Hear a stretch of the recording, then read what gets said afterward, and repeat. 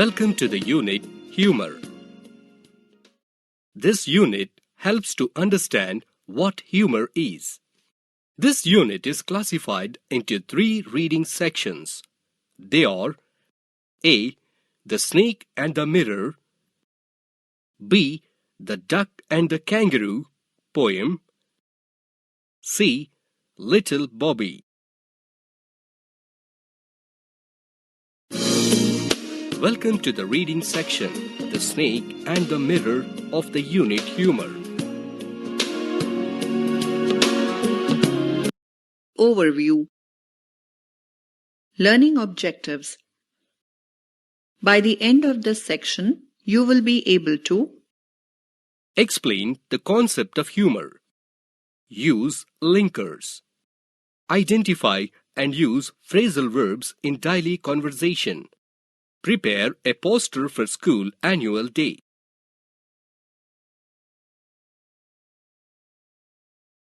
Let us start the section with a few questions. Observe the given image and answer the following questions. Have you ever heard of the story, The Lion Who Saw Himself in the Water? Which incident in the story felt humorous to you? What would you do if you were the lion? Have you ever seen your image in the water? How do you feel when you see your image in the water? Where did the lion find its image? What is the expression you observe in the lion's face? Click the correct answer.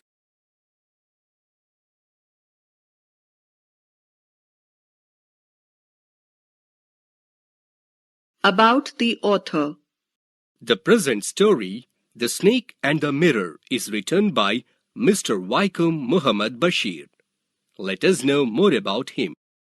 Waikom Muhammad Bashir, 21st January 1908 to 5th July 1994, was a Malayalam fiction writer from the state of Kerala in India.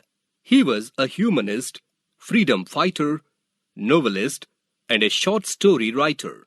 He is noted for his down-to-earth style of writing that made him equally popular among literary critics as well as the common man.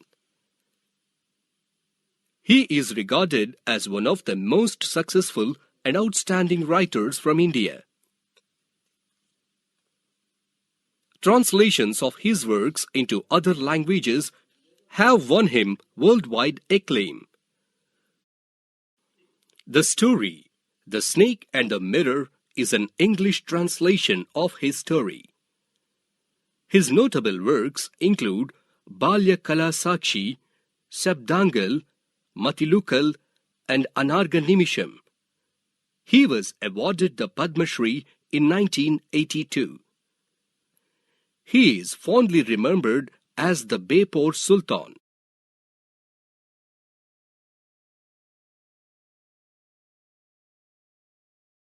Let us now enter into the tale, The Snake and the Mirror.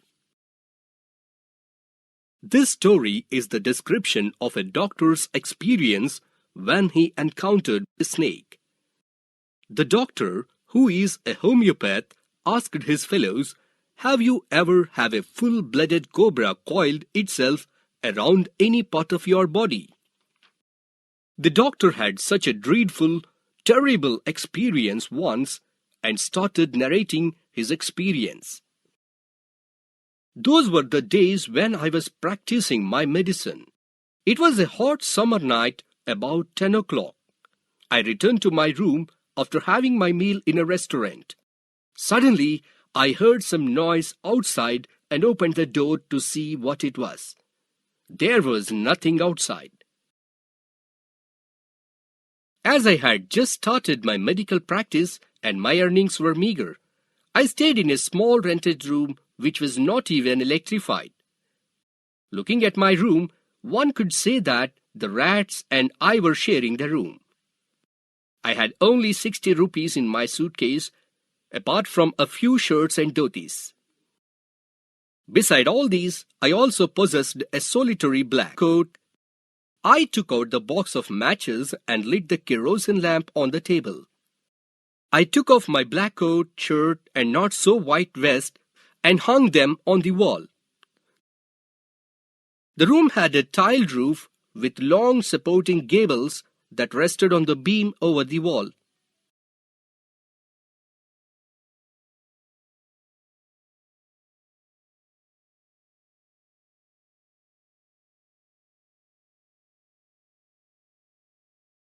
The rats used to run frequently over the beams. I made my bed, pulled it close to the wall, and lied on the bed. As I couldn't sleep, I went out to the veranda for some fresh air, but the air seemed to be on a time off. I returned to the room, sat on the chair in front of a mirror. I took out the book, the Materia Medica, from the box beneath the table. I started reading the book at the table on which the lamp, a big mirror, and a comb were present. I was very tempted to look into the mirror just like the others. I was a great admirer of beauty and always believed that I looked handsome those days. As I was a bachelor and a doctor, I made sure that my presence was felt. I picked up the comb, ran it through my hair, and adjusted the parting so that it was straight and neat. I heard the sound again from above, but didn't pay much attention to it. I looked at my face close in the mirror and made an important decision that I would shave daily and grow a thin mustache so as to look more handsome. With that decision, a smile bloomed on my face. Then I made another lovely decision that I would carry that lovely smile on my face forever to look more handsome. The same noise came from above again. I stood up, lit a beedi, and started walking up and down the room. All of a sudden, another lovely thought popped up in my mind.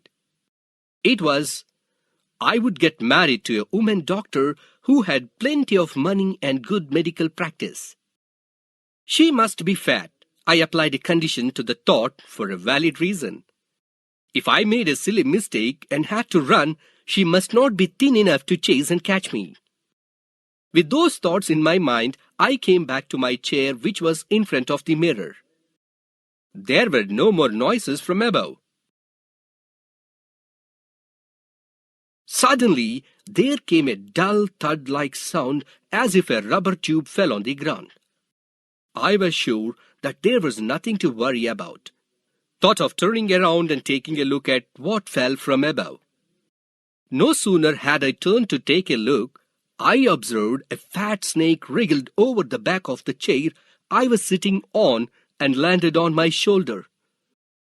The landing of snake and I turned to take a look took place simultaneously. I neither jumped, trembled, nor cried out. I had no time to do any such things. The snake slithered along my shoulder and coiled around my left arm above the elbow. The widespread hood of the snake was not more than 3 or 4 inches from my face.